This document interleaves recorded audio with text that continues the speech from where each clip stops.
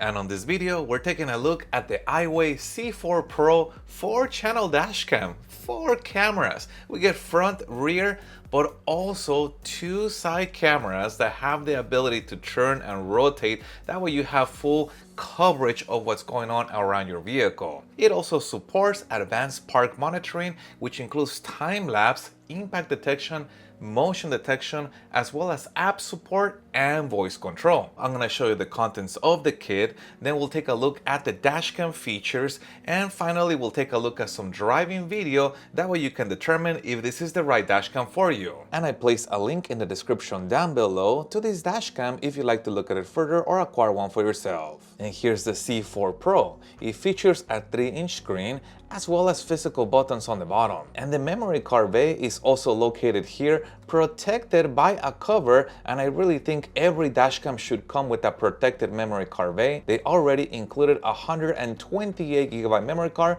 however this supports as much as 512 gigabytes of memory. Moving to the front, we get dual side cameras. Both of them support night vision, which is going to be helpful if you decide to use them to record the cabin, allowing you to record in complete darkness. Now, in addition to being able to turn like this, the cameras do have some level of adjustment as far as moving them in that direction. You can see how far it goes up and you can see how far it goes down. Again, both of them had that ability, which really gives you a lot of control as far as where you want these cameras to be aimed at. And the rear camera is meant to be installed on the inside of the vehicle. I can peel this back and then attach it to the car. The view is also fully adjustable. In fact, the camera can actually turn completely around. And also, if I face the mount in this orientation, now it can be attached to a vertical surface like the rear window on a pickup truck. And to power this dashcam, we get an automotive adapter, and I like that they have included an extra USB port.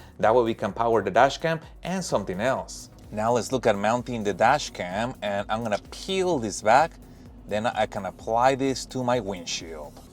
And the mount does allow you to fine-tune the view. You are able to tilt this up or down, a little bit to the left, a little bit to the right, and also a little bit of turning in either direction. Now the turning into the left or to the right direction, I don't think it matters much because you have full control of these cameras right here, but it's still nice to know that you could fine-tune the position of this. And you're also able to dismount the dashcam from the windshield if needed. And here's the Iiwey C4 Pro 4-channel dashcam. And we are shown all 4 views at the same time, front, rear, and then the 2 side cameras. Now you could also cycle between the different views with the second button right here. Again, we got the front, then we got one of the side cameras, then the other side camera, and then the rear camera. Additionally, if you tap and hold this button down, instead of switching views, what it's gonna do is gonna flag and protect the section that we're currently recording as important. And this last button right here, tapping that is gonna disable audio recording in case you wanted to have a top secret conversation. And right now I have this side camera facing the interior only, but I want to show you how fast you can change that angle. Let's take a look at this side camera, which is the one on this side. If I have it facing the interior, it's recording the cabin and a little bit of the outside, but if all of a sudden I need protection on the side, all of a sudden somebody approach me on that side, I can just move the camera and record that view. Let's also try out the voice control. Take photo, turn off audio, turn on audio. And there's more commands supported, which I'll show you in a little bit. Now let's look at playback mode. I'm gonna stop the current recording by tapping the first button, and then I can tap the third button, the one with the squares, and that is gonna take me to this menu. Here, if I select file, it's gonna take me to the playback mode, and you'll notice that the videos have been sorted out into different folders. Lock is videos that are important, either flagged by you or by the dashcam as important. Then you got a folder for parking mode events, and then you got a folder for normal video. Inside of here, you have additional folders. You have a folder for the front camera, a folder for the rear camera, right side camera, and the left side camera. But let's go ahead and play back a video. I'm gonna go inside of that folder. Then I can navigate with the arrows to the video that I wanna see, hit OK, and there is the video. So I'm gonna play it back by tapping this first button. there's the first video. Now I could also manage the video with this button right here. Notice how it has a trash can.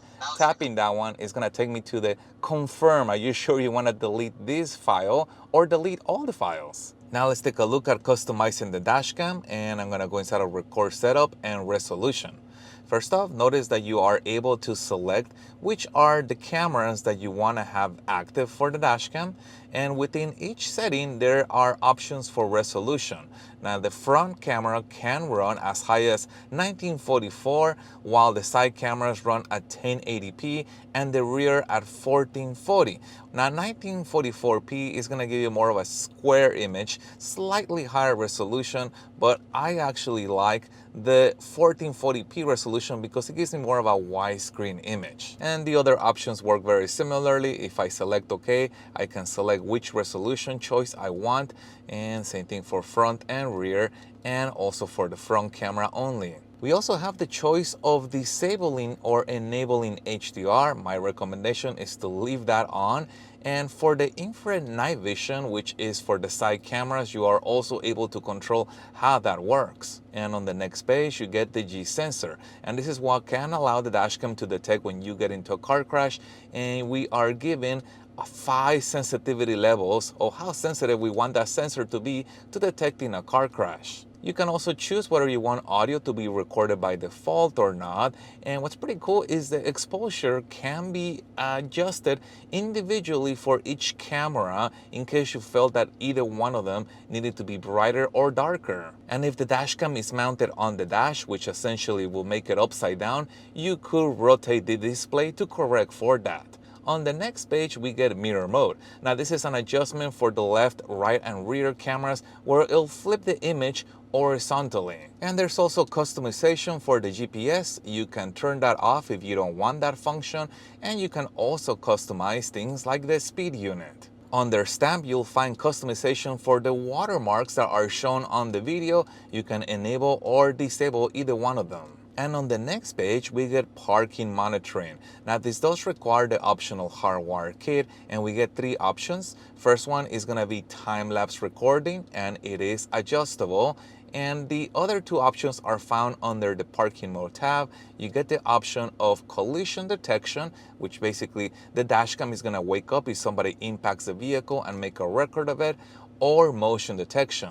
Now, if you select motion detection, the motion sensitivity is fully customizable, very similarly to collision detection. Again, this is using the G sensor of the dashcam, so you can select how sensitive you want the dashcam to be to detecting either a collision or motion. And if you do select motion detection, if you go under parking monitoring settings and then motion detection area, you can select whether you want the motion detection to be for the front and the rear, or only the front or only the rear. And lastly, let's go inside of settings, and I'm gonna tap OK on here, and here's where you can change the language, and there's actually quite a bit of choices in here if you wanted to change it from the default one.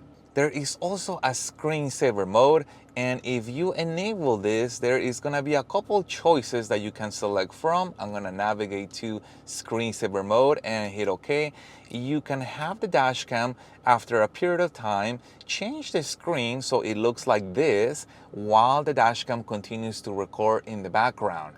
Or if you wanted the dashcam to turn off the screen completely, you can select this option, and then the dashcam is gonna turn off the screen while it continues to record in the background. Now for Wi-Fi, we do get a couple different options. First off, which type of Wi-Fi do you want? The older one, 2.4 gigahertz, or the newer and faster version, which is the 5 gigahertz mode.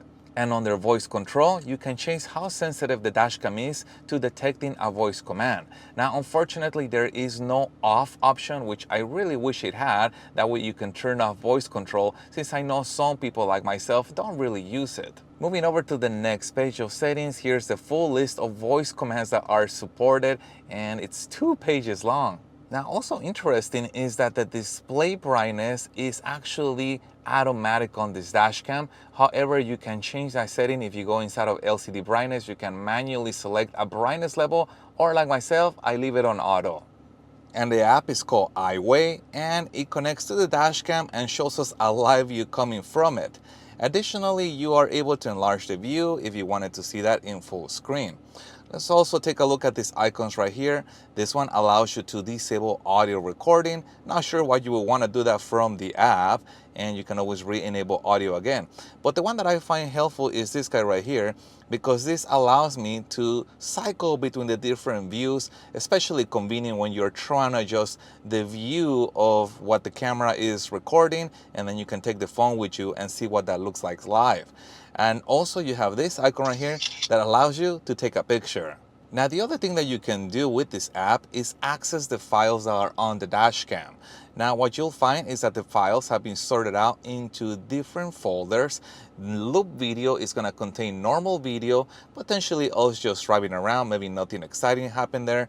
Then you have a folder for pictures, and then you have a folder for important video files flagged by you or by the dashcam as important, and then a folder for parking mode events. And to play back the videos, all you gotta do is tap on it and the video is gonna begin to play back automatically. Additionally, you are able, again, just like before, to enlarge the view. Now, what's also pretty interesting is that you could also download a copy of the video to your phone for safekeeping, or you could take a screenshot of the video or delete the video. And you can also use the select option to select multiple videos for download or to delete them. And lastly, we can access some of the dashcam settings with this gear icon. Now, I say some of them because there is more customization on the dashcam than there is on the app. So it'll be great if they can give us additional controls on the app for those that like to customize their dashcam entirely using a phone. But now that we've seen the features of the dashcam and the app, let's take a look at the driving video and the audio test to see how well this thing actually performs. And this is an audio test of the Iiwey C4 Pro 4-channel dashcam, and I'm sitting on the driver's side seat. Now I'm going to test the audio from the outside, and what I'm going to do, I'm going to turn the camera so you can kind of hear what that sounds like and what it looks like in real time. And this is an audio test of the Iiwey C4 Pro 4-channel dashcam, and I'm standing outside the driver's side door.